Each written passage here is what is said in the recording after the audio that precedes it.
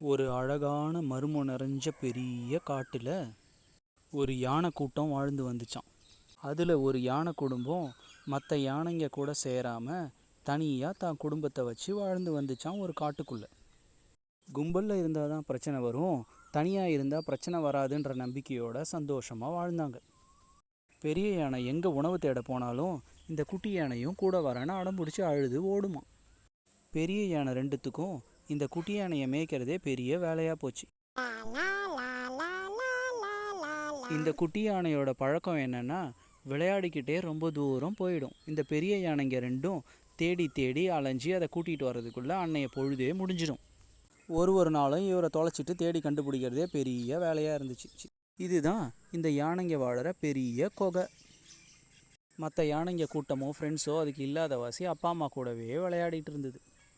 பக்கத்து காட்டில் இதே மாதிரி ஒரு குருவி தனியாக குடும்பத்தோட ஒரு மரத்தில் வாழ்ந்து வந்துச்சு.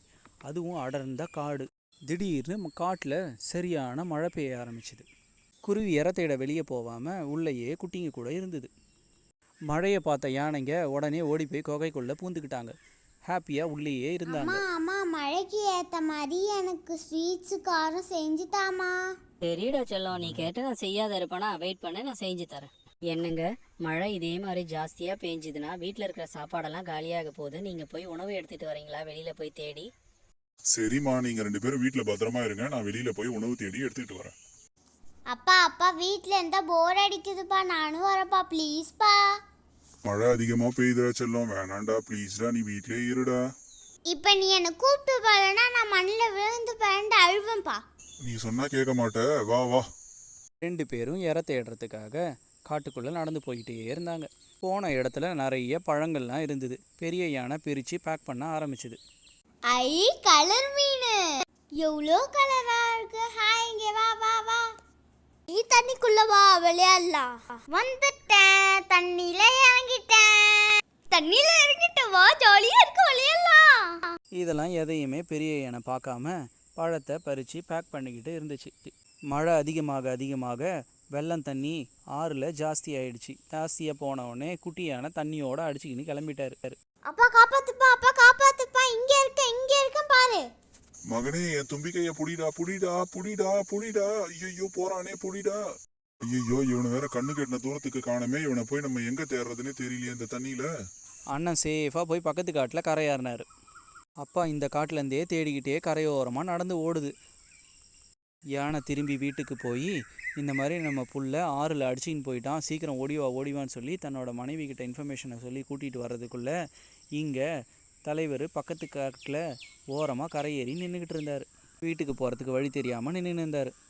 எந்த பக்கம் போகிறதுன்னு வழி தெரியாமல் அப்பான்னு கூப்பிட்டுக்கிட்டு ஒரே இடமா நின்று இருந்துச்சு. மரத்தில் இருந்த கிளிங்க இந்த யானை இங்கே என்ன பண்ணுது அப்படின்னு கேள்வி கேட்டு தனக்குள்ளே பேசிக்கிட்டு இருந்ததுங்க. அதிக மழை காரணமாகவும் ரொம்ப நாளாக மழை பெஞ்சிக்கிட்டு இருந்ததாலும் கூட்டில் தீனி காலியாகி போய் இந்த குருவி தீனி தேடி வெளியே போய் எடுத்துக்கிட்டு வரேன்னு சொல்லிட்டு பிள்ளைங்க கிட்ட சொல்லிட்டு வெளியில் போச்சு. தீனி தேடி டயர்டாகி மழையில் ஒன்றும் தீனி கிடைக்காத வாசி ஒரு மரக்கிளையில் உட்காந்து யோசிச்சு, நம்ம போன மழைக்கு காக்காவுக்கு நிறைய உதவி செஞ்சோமே, அந்த காக்கா கிட்ட போய் நம்ம இந்த தாட்டி உதவி கேட்டு பார்ப்போம், ஏதாவது பண்ணுச்சுன்னா வாங்கின்னு போய் குழந்தைங்களுக்கு சாப்பாடு போடலாம் அப்படின்னு பிளான் பண்ணி கிளம்புச்சு. காக்கா வீட்டை நோக்கி பறந்து போய் வெளியில் உக்காந்துச்சு. காக்கா ரெண்டும் பேசிக்கிட்டு இருந்துச்சு. இந்த மழைக்கு நம்மக்கிட்ட தேவையான அளவுக்கு தீனி இருக்குது, இன்னமும் தீனி சேகரிக்க வேணாம், இதை வச்சே நம்ம ஓட்டிக்கலாம். வேறு யாராவது கடன் கேட்டு வந்தாங்கன்னா தயவு செய்து தீனியை கொடுக்காதீங்க, நம்ம இந்த மழையை இந்த சாப்பாட்டை வச்சே ஓட்டிக்கலாம் அப்படின்னு சொல்லி காக்காவோட பொண்டாட்டி காக்காவுக்கு அட்வைஸ் பண்ணினுச்சு. காக்கா வீட்டுக்கு வந்த குருவி இதெல்லாம் வெளியில் உட்காந்து கேட்டுக்கிட்டே இருந்துச்சு. போய் சாப்பாடு கேட்கலாமா வேணாமான்னு உட்காந்து இருந்துச்சு. என்ன ஆனாலும் பரவாயில்ல, குழந்தைங்களுக்காக போய் கேட்போம் அப்படின்னு சொல்லிட்டு கொஞ்சம் கதவை தரனே அப்படின்னு சொல்லிட்டு கதவை தட்டுச்சு. வாமா, நல்லா இருக்கியா? ஒரே மழைண்ணே, வீட்டில் ஒன்றும் சாப்பாடு இல்லைண்ணே, குழந்தைக்கு ஏதாச்சும் சாப்பிட இருந்தா கொடுண்ணே. எங்களுக்கே சாப்பிட ஒன்றும் இல்லைம்மா, நீ வேற ஏமா இப்படி தொல்லை பண்ற அப்படின்னு காக்காவோட மனைவி சொல்லுச்சு. அதுக்கு ஆண் காக்கா சொல்லுச்சு, உனக்கு ஒன்றும் தெரியாது, நீ உள்ள போமா. இவர் அப்படியே தாரார பிரபு. அண்ணே, அண்ணி கோவமா போறாங்க அண்ணே. நீ ஒன்றும் பயப்படாதம்மா, மழை நிக்கிற வரைக்கும் குழந்தைங்களுக்கு தேவையான சாப்பாடு நான் தரேன். குழந்தைங்களுக்கு தேவையான சாப்பாடு குழந்தைங்க கிட்ட பத்திரமா கொண்டு போய் கொடு. எதா இருந்தாலும் அப்புறம் பார்த்துக்கலாம். இன்னும் குழந்தைங்களுக்கு சாப்பாடு வேணும்னா வா நான் தரேன். அந்த தீனியை எடுத்துக்கிட்டு அவசர அவசரமாக சந்தோஷமாக வீட்டுக்கு போச்சு குருவிங்களுக்கு தீனி கொடுக்க. போகிற வழியில் அவசர அவசரமாக 2 யானைங்க ஆரோரமாக எதையோ தேடிக்கிட்டு ஓடுற மாதிரி இருந்தது. பார்த்துக்கிட்டே போச்சு. மழை அதிகமாக இருந்ததால் என்ன பிரச்சனைன்னு கேட்க முடியாத போயிடுச்சு குருவி. இதுக்கு இடையில காற்றும் மழையும் ஜாஸ்தியாக அடிக்க மரத்தில் இருந்த கூண்டு ஆட 2 குட்டி குருவிங்களும் அழ ஆரம்பிச்சிருச்சு. வீடு வேற ஆடுது, அம்மா வேற காணும். எங்க போறனும் தெரியல, எதுக்கு போறனும் தெரியல, அம்மா வேற கண்டுபிடிக்க முடியல. அங்க என்ன சத்தம் கேக்குது? வீடு வேற ஆடுது, குழந்தைங்க அழுகிற சத்தம் கேக்குது. உள்ள எட்டி பார்த்த யானைக்குட்டி அந்த கூண்டை இறக்கி கீழே வச்சுது. ஏன் குருவி அழ? அம்மா இல்லையா, தனியா இருக்கீங்க? சாப்பாடு கொண்டு வரேன்னு போனாங்க, இன்னும் வரல, அதான் அழுகுறேன். அழாதீங்க, அம்மா வர வரைக்கும் நான் உங்க கூட துணைக்கு இருக்கேன். ஐயோ, என் வீடு எங்க? பிள்ளைங்க வேற காணும்.